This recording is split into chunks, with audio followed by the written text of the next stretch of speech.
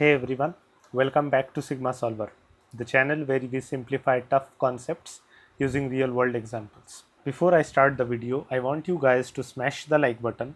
This helps the YouTube algorithm and keeps me motivated. And if you are new here, then subscribe to my channel and press the bell icon so that you never miss an update. So, without any further ado, let's get started.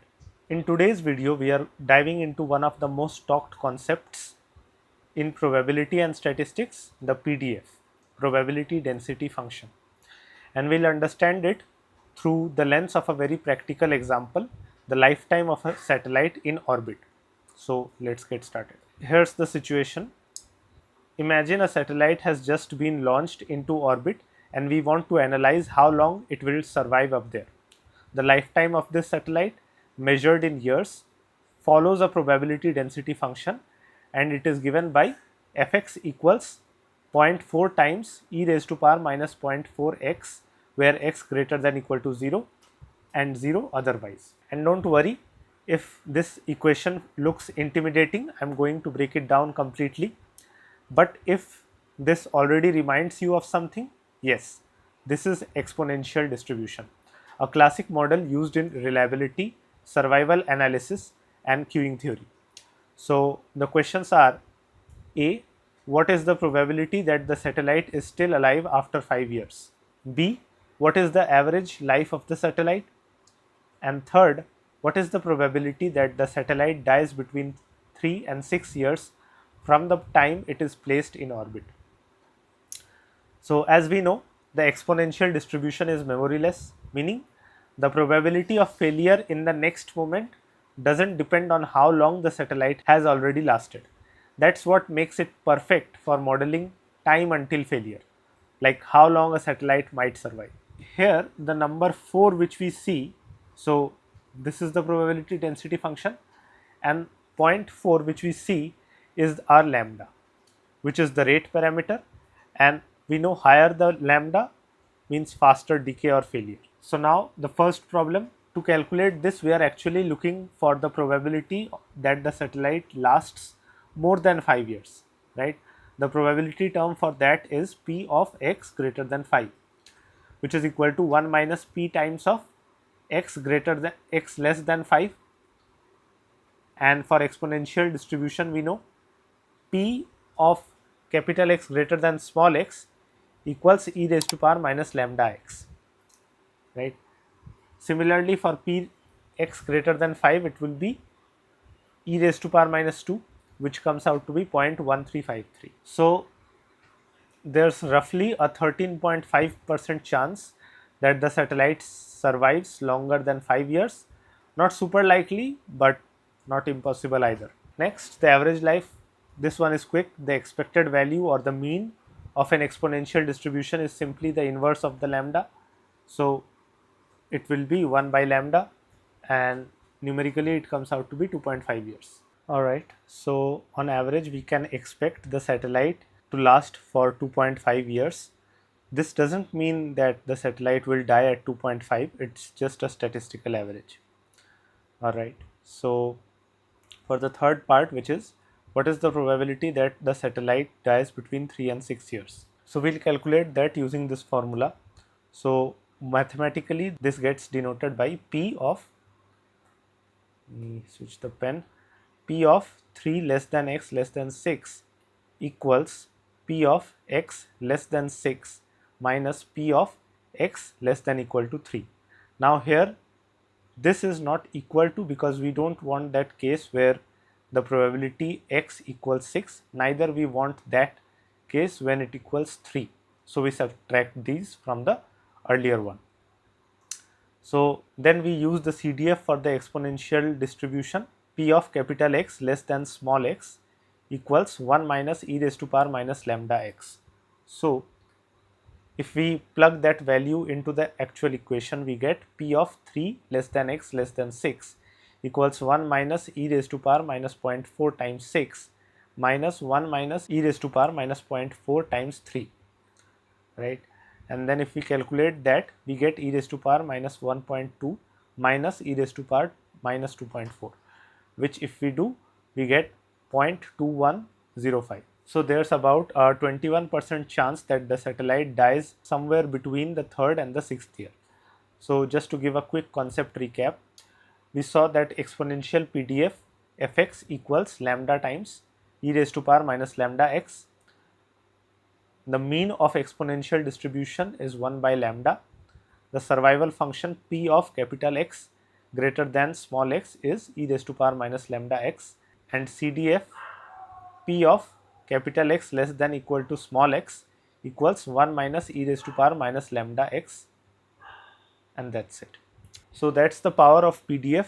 We can use it to extract meaningful insights about time, probability, and survival. Today, since time is left a bit, so we'll cover one more problem. In this part of the tutorial, we are shifting gears from probability to differential equations, and we are exploring a beautiful interaction between two competing populations. Let's dive into a real world model that captures the predator-prey dynamics using a system of first order nonlinear differential equations. Right. So before diving into the problem, let's imagine a forest with two species, rabbits and foxes.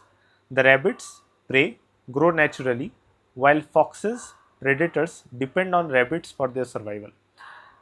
The model equations are dx by dt equals x times of beta 1 minus c1 y, and dy by dt equals y times of minus alpha 2 plus c2 x. Let's break that down a bit. So we are given these two equations, correct? And we are also given the initial condition where x naught is greater than 0 and y naught is greater than 0. So we'll have this resemblance with us, that the prey here is rabbits and the foxes here are predators. So we'll understand the parameters. Beta 1 is how fast rabbits grow without predators. Okay. Then there comes C1, which is how much rabbit population decreases when foxes eat them. Okay. Alpha 2 is how fast foxes die out without food. Okay. And C2 is how foxes thrive when prey is available.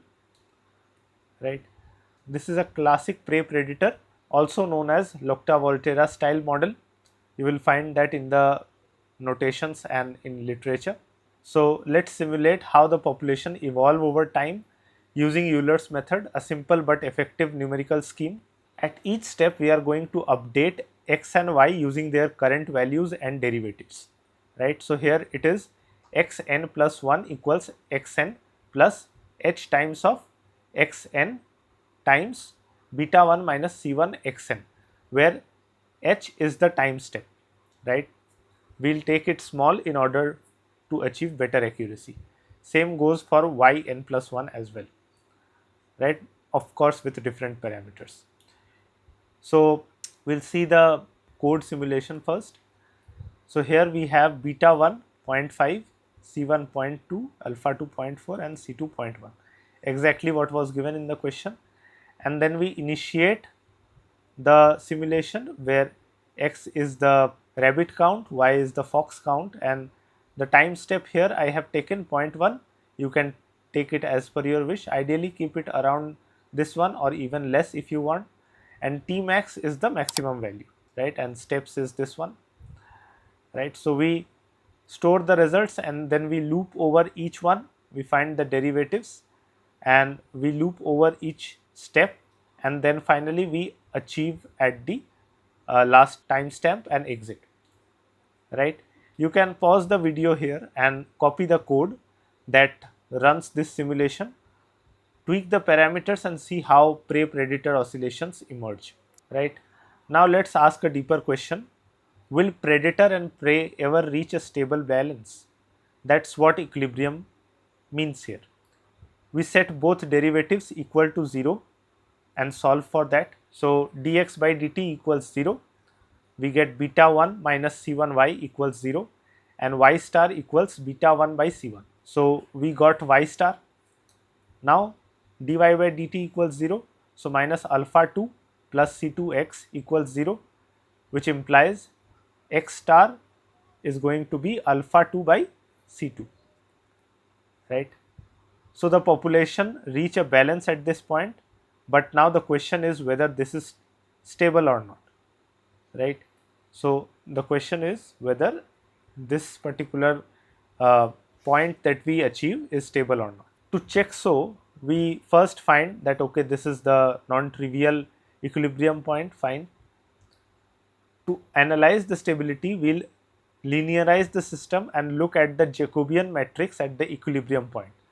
The result gives us the indication of how to analyze the stability factors for this equilibrium.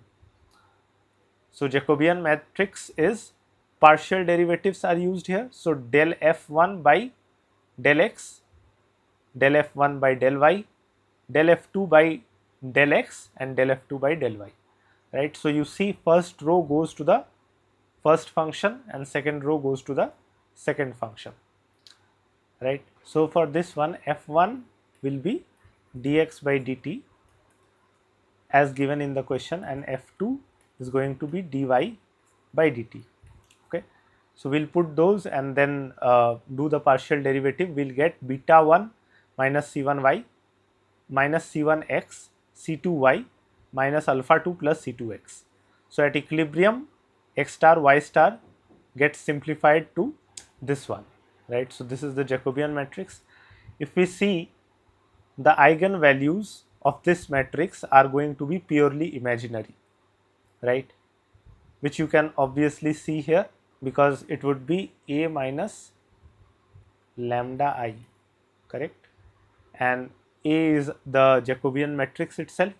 So if we do the math, then we'll see that it is basically purely imaginary numbers, and what this indicates is the system is neutrally stable and the population doesn't crash or explode, they just keep oscillating around the equilibrium, and you can also refer this as limit cycle behavior.